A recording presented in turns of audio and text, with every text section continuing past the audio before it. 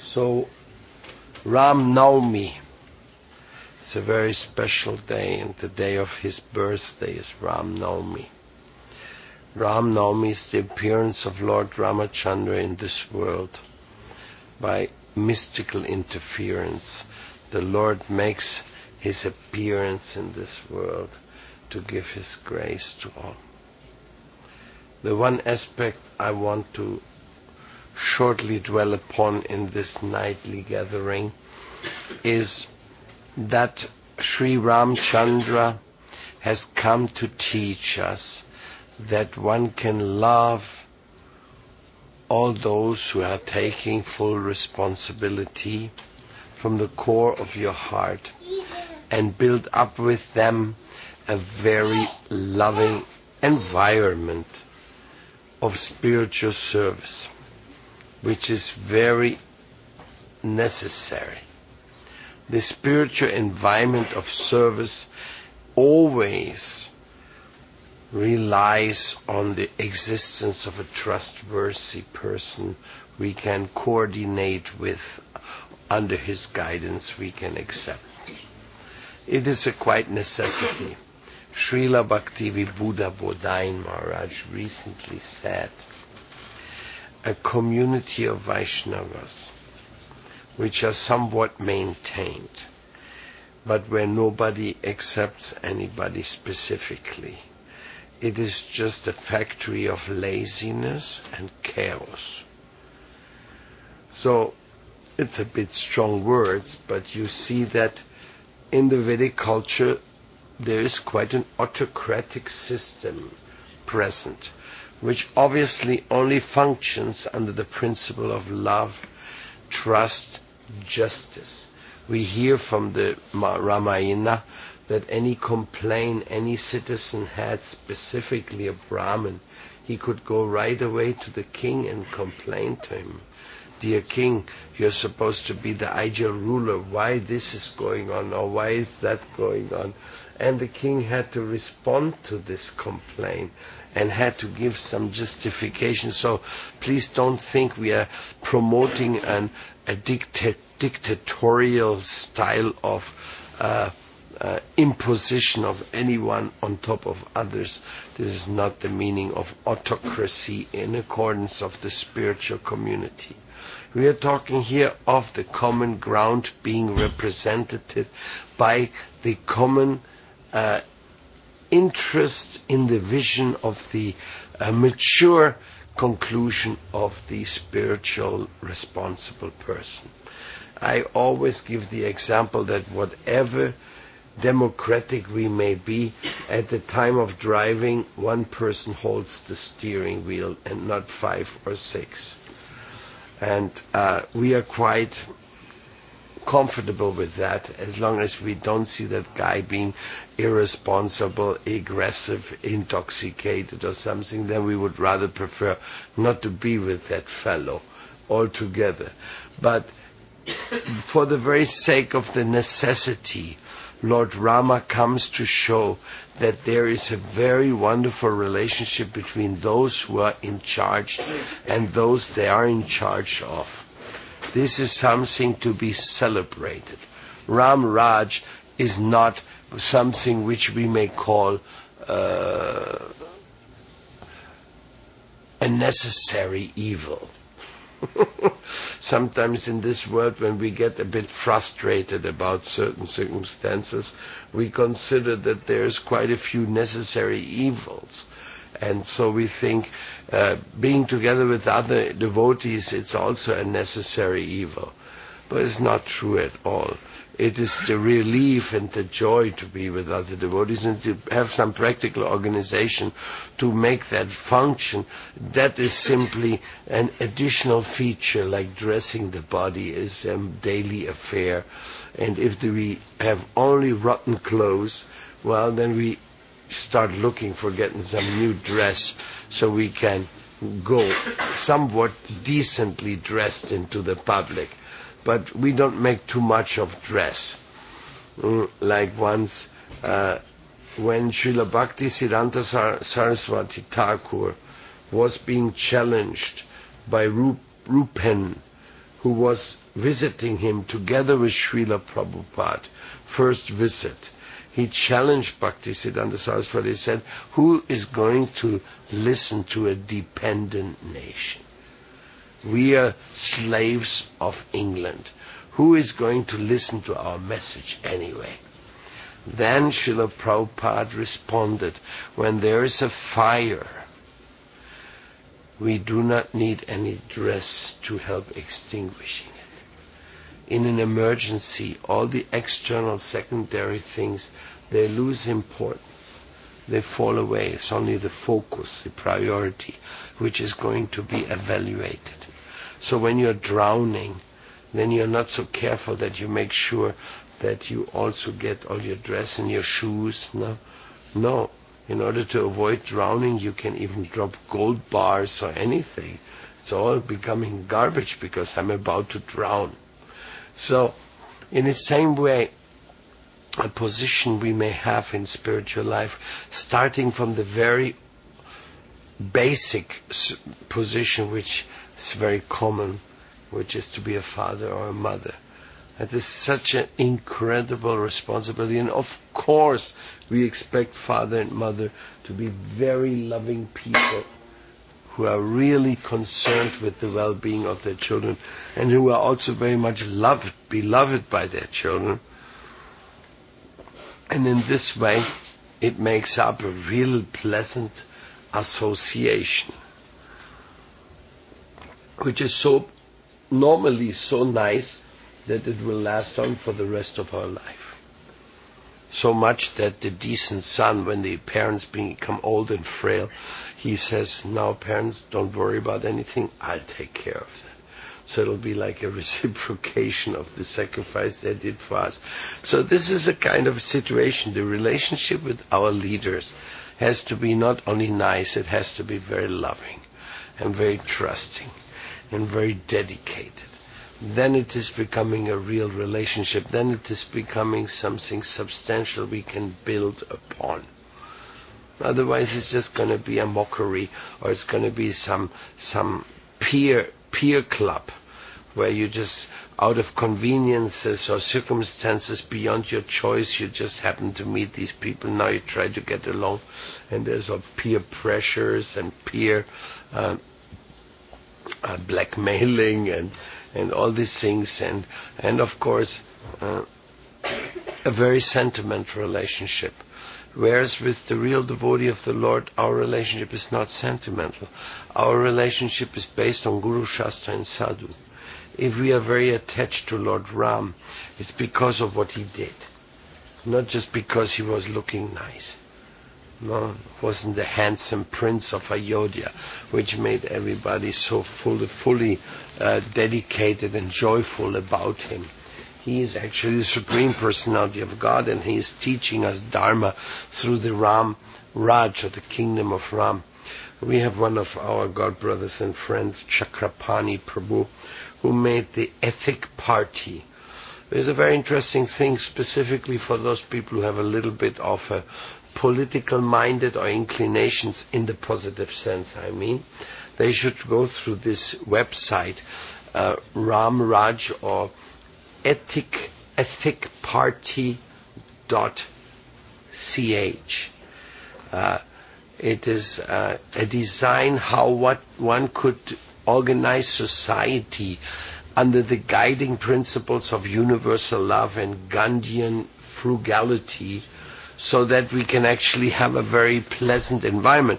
Because if everybody is just dominated by envy, then there will be not any advancement to be produced in this regard, because even they are envious of the king.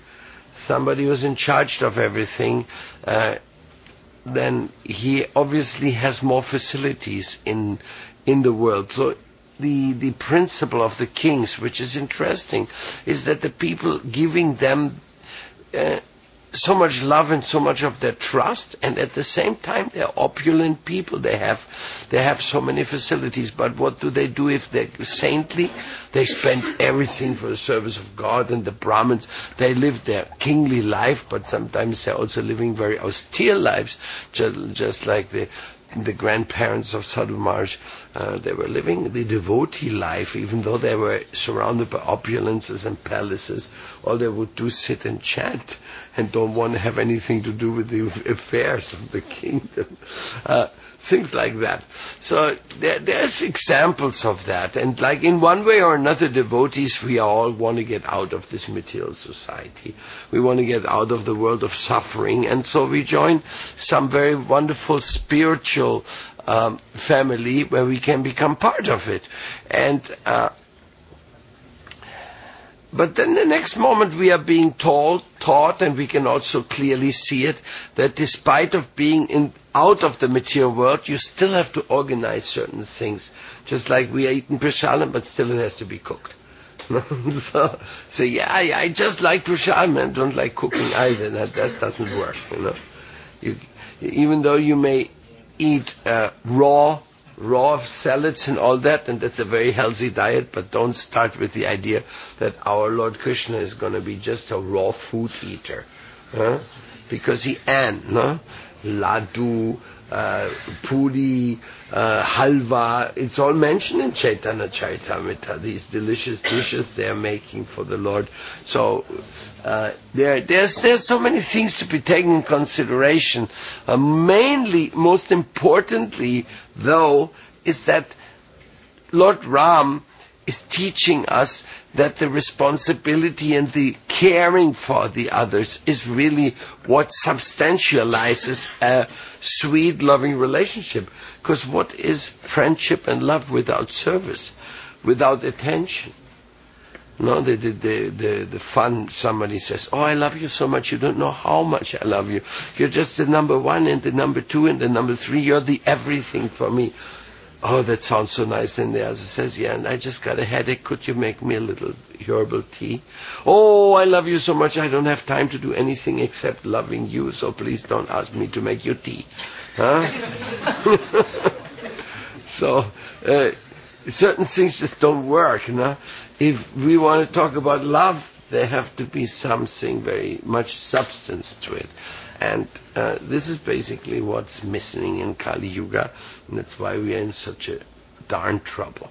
And now, are we going to get out of it? By the mercy of Lord Ram. So Ramachandra is God himself. He will give us his grace. Already gave us his grace, because we are celebrating today him and his devotees. And these devotees, come on, what are we going to say about his devotees? We can only fall at their feet and surrender. That is what Srila Prabhupada exerted upon us. Once I talked with Srila Prabhupada in Vrindavan. This was a beautiful meeting, and he said, a king is known in his own country, but a scholar is known all over the world. You will not ask to be respected in order to serve the people, but you will extract respect from the people in a natural way as you are giving service to them. Then they will say, oh, he's doing such wonderful things. Oh, I can rely on him so much. Oh, there is real, sincere, beautiful feelings. Then I will wholeheartedly join with this spirit of service and also share it with others. So this is what authority is. That's what we are talking about, Ram Raj. This is authentic autocracy. But then you come and you don't say, oh, yeah, maybe this, maybe that. No, the Guru says, let's make this, and then we say, yeah, maybe not. Maybe he can do it by himself.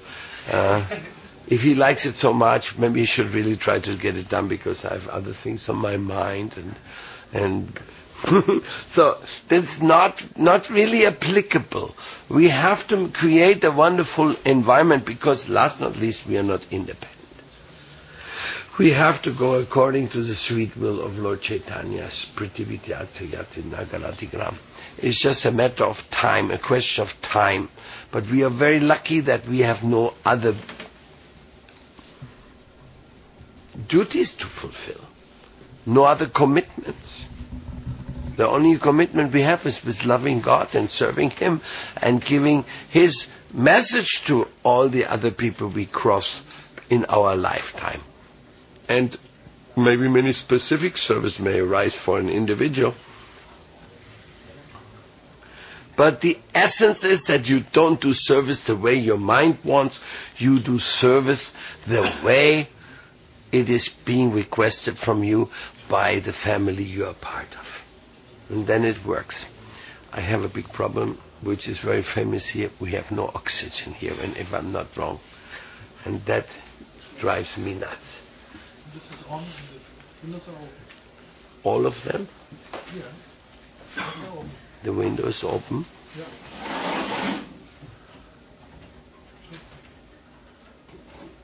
Was that open, Anand? There's very little oxygen here. Anyhow, to just bring the topic to an end, everybody loves Lord Ram. And you ought to make yourself to be loved by the people you are living with. Your parents, you should love your parents. You should behave in such a way. No, nimm das nicht raus. Nicht rausnehmen. Bitte nicht.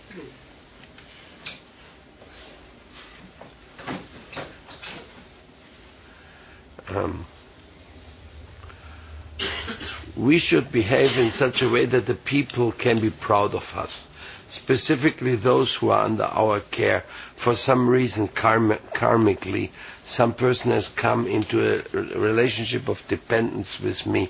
Then I want that to be such a fruitful, such a wonderful experience.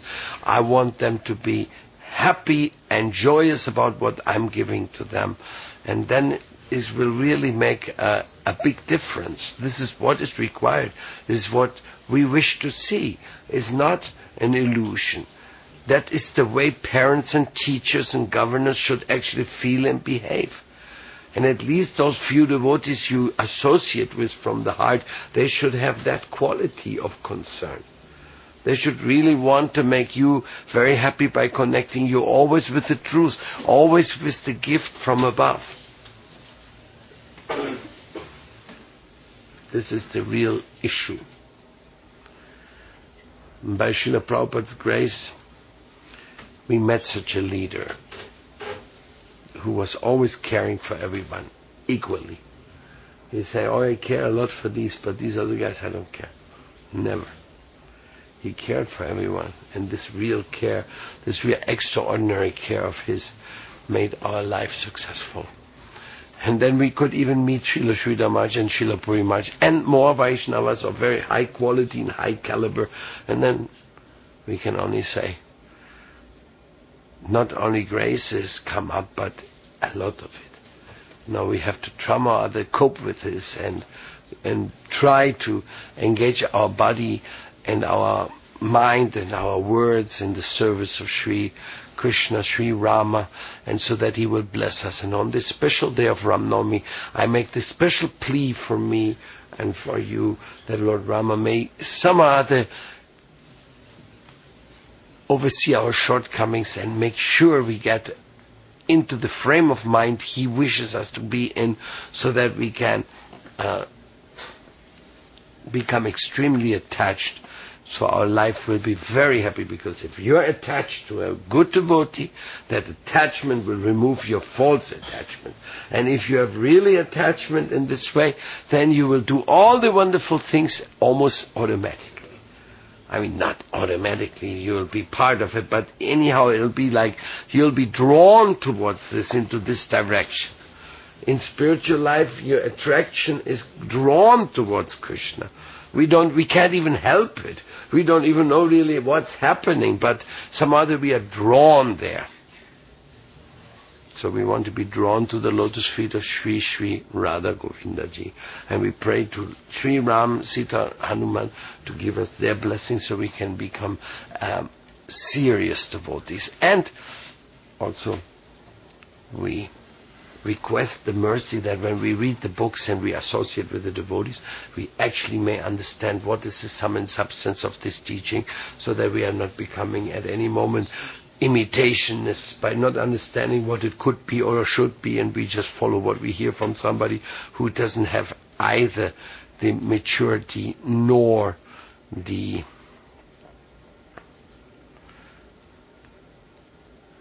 the mental frame of work necessarily to have a delivery. We have to have a very good mental frame of work to do something, to represent Sri Krishna in our lifetime.